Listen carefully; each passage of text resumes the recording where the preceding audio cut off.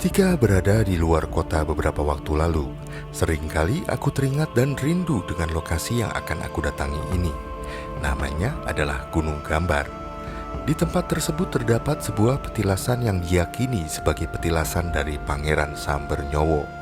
Sebelumnya, seorang kawan yang mengambil gambar pasarean Raden Kajoran berniat untuk mendampingiku. Namun karena ada kesibukan lain, akhirnya aku pun meluncur sendirian ke lokasi tersebut.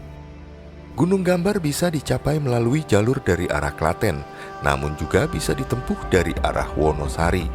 Perjalanan menuju ke lokasi sangat menyenangkan. Kondisi jalannya terbilang cukup bagus. Lalu bagaimana kisah di balik Gunung Gambar ini? Berikut yang bisa dihimpun oleh Senyum Indonesia.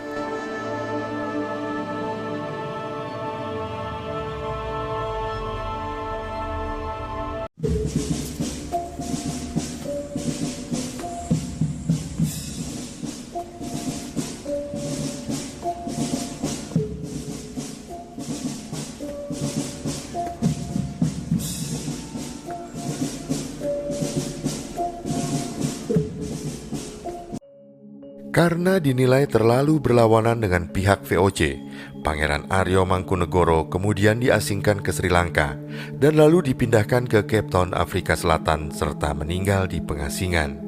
Semangat perjuangan Pangeran Aryo Mangkunegoro diwarisi oleh salah satu putranya yang bernama Raden Mas Said, yang kemudian lebih dikenal sebagai Pangeran Sambernyowo. Nasib Raden Mas Said menjadi tragis setelah ayahnya diasingkan ke Sri Lanka. Pada masa remajanya, Raden Mas Said merasa gelisah karena Paku Buwono II menurunkannya menjadi Gande Anom atau bangsawan rendahan di Mataram. Padahal seharusnya beliau mendapatkan kedudukan sebagai Pangeran Sentono. Dipenuhi ketidakpuasan, Raden Mas Said memutuskan untuk keluar dari istana dan memimpin pemberontakan di berbagai wilayah Mataram bersama bangsawan lain yang merasa kecewa dengan pemerintahan Paku Buwono II, seperti Sutowijoyo dan juga Surodiwongso. Ketika masa remaja, Raden Mas Said juga turut serta dalam pemberontakan Geger Pecinan yang dipimpin oleh Raden Mas Garendi, cucu dari Sunan Amangkurat III. Kehidupan yang sulit sejak kecil membentuk Raden Mas Said menjadi pribadi yang kuat dan tegas. Tidak mengherankan jika akhirnya beliau memilih jalan pemberontakan, mengingat latar belakang keluarganya yang berada di dalam lingkungan tersebut. Raden Mas Said adalah putra dari Pangeran Aryo Mangkunegoro dengan istri tingkat 2. Lahir sekitar tanggal 7 April 1726, beliau merupakan cucu dari Raja Amangkurat IV dari garis keturunan ayahnya. Ibu dari Raden Mas Said adalah Raden Ayu Wulan, putri dari Pangeran Blitar. Pangeran Blitar sendiri adalah anak dari susuhunan Paku Buwono I yang memimpin Perang Suksesi Jawa kedua bersama Pangeran Purboyo melawan pemerintahan Raja Amangkurat IV. Semangat pemberontakan yang dimiliki oleh Pangeran Blitar kemudian menjadi inspirasi bagi Raden Mas Said untuk memilih hidup sebagai seorang pemberontak. Beliau mantap memilih jalur perang gerilya daripada harus mengorbankan harga dirinya di bawah kekuasaan Paku Buwono II. Raden Mas Said memilih untuk mengikuti jejak hidup kakek dan ayahnya, yaitu hidup dalam pemberontakan dengan tekad untuk menang atau mati. Nama Raden Mas Said diabadikan dalam sejarah setelah beliau bersekutu dengan Pangeran Mangkubumi. Gabungan dua bangsawan Mataram ini berhasil membuat pasukan gabungan Keraton Surakarta dan Belanda kelimpungan. Selama 16 tahun, Raden Mas Said terlibat dalam sekitar 250 pertempuran melawan pasukan gabungan tersebut. Beliau memiliki keahlian strategi perang yang luar biasa dan sulit untuk dikalahkan. Meskipun postur tubuhnya tidak begitu tinggi, namun karena keberaniannya di medan perang, beliau lebih sering dipanggil dengan julukan Pangeran Sambernyowo. Gelar yang diberikan oleh Belanda karena dianggap sebagai pembawa maut bagi musuh-musuhnya di setiap pertempuran.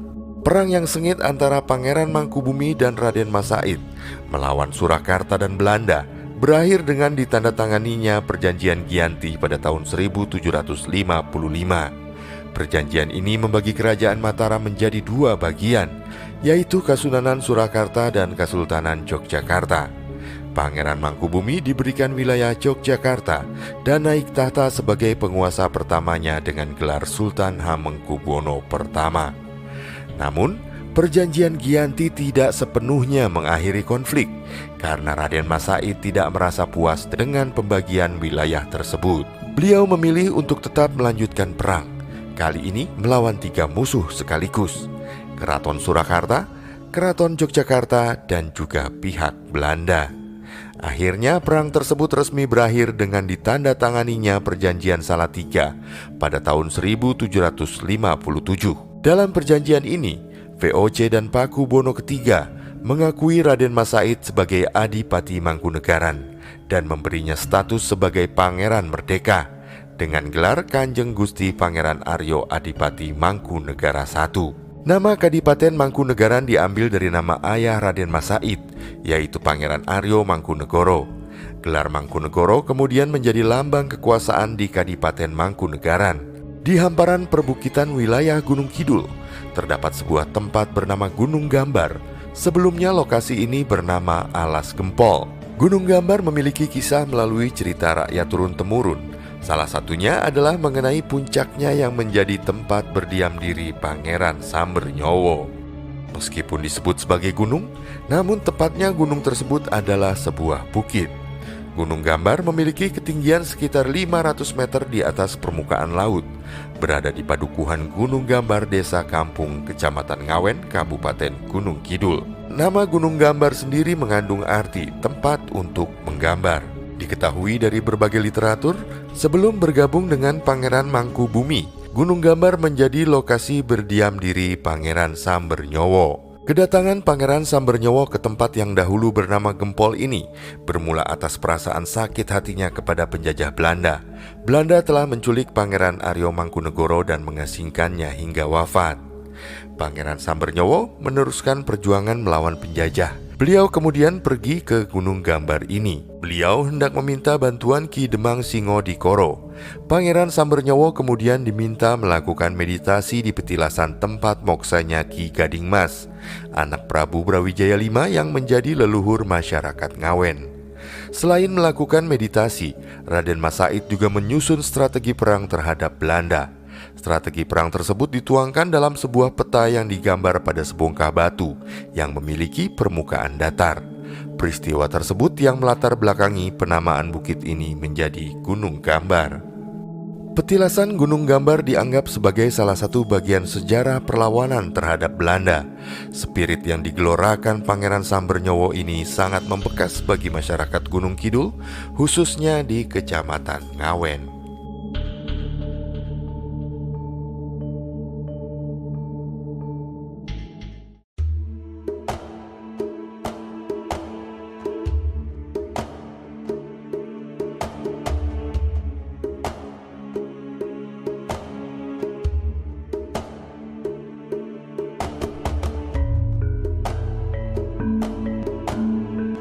Perjalanan menuju ke Gunung Gambar ini didominasi oleh jalur perkampungan yang tak begitu ramai.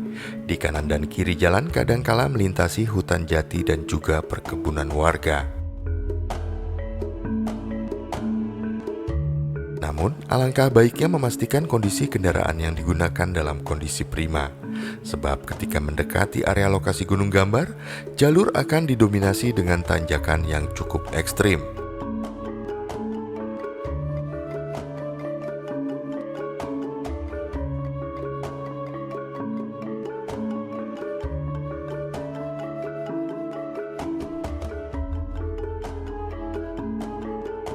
Dan ketika telah memasuki gerbang yang menuju ke petilasan, terdapat jalan makadam yang berlumut dan cukup licin. Dalam kondisi hujan haruslah sangat berhati-hati melintas di sini.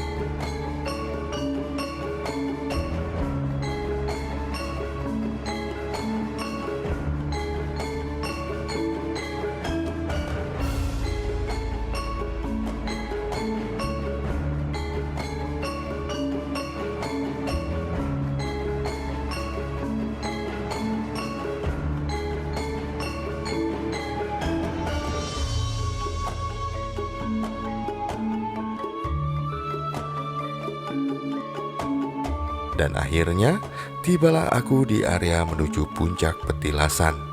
Terdapat sebuah joglo yang terlihat agak rapuh.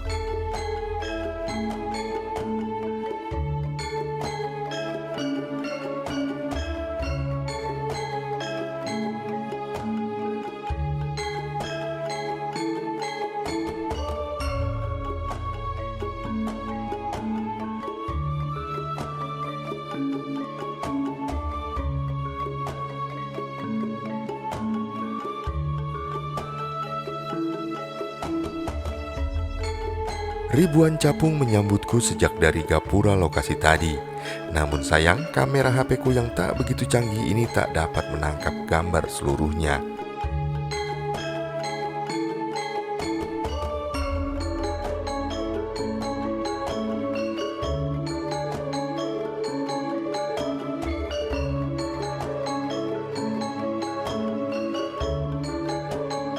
Dari area joglo, aku segera mendaki anak tangga yang terlihat sangat curam. Posisi petilasan berada di puncak dari bukit ini.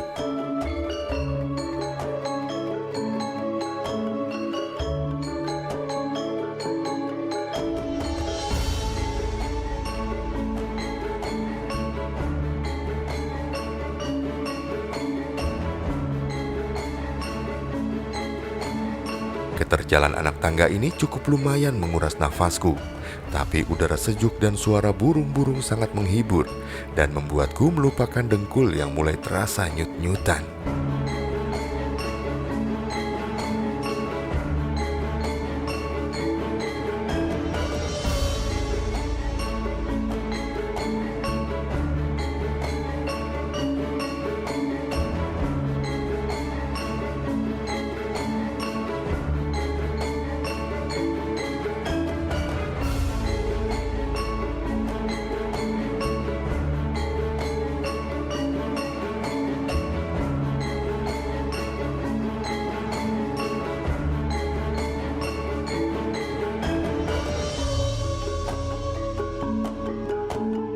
Lokasi ini dahulu sempat ramai dikunjungi sebagai tujuan wisata. Namun sejak badai pandemi melanda dan juga bermunculannya banyak tujuan wisata baru, lokasi ini seringkali sepi dan hanya ramai di hari-hari tertentu.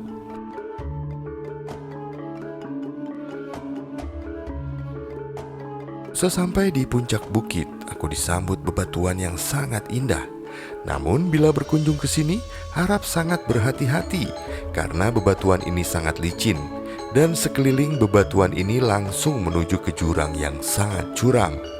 Ada baiknya pula jangan berkunjung sendirian untuk menjaga hal-hal yang tidak diinginkan.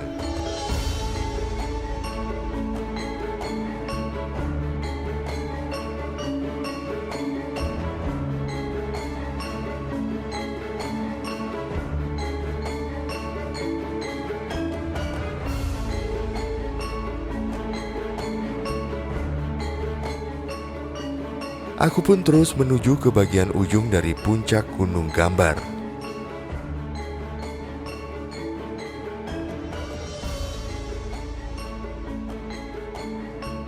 Utamanya inspirasi mengenai strategi perlawanan.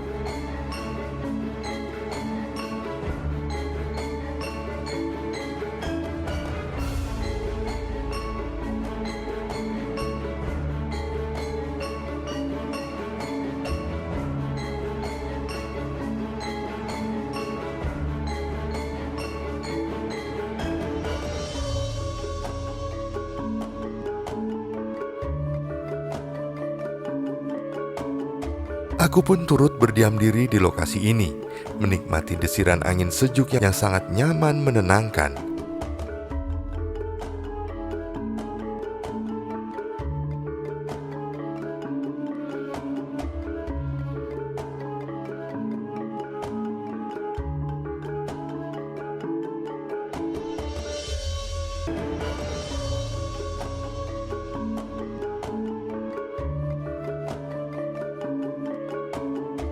Namun beberapa saat kemudian ada sesuatu yang memintaku untuk segera turun karena akan segera turun hujan.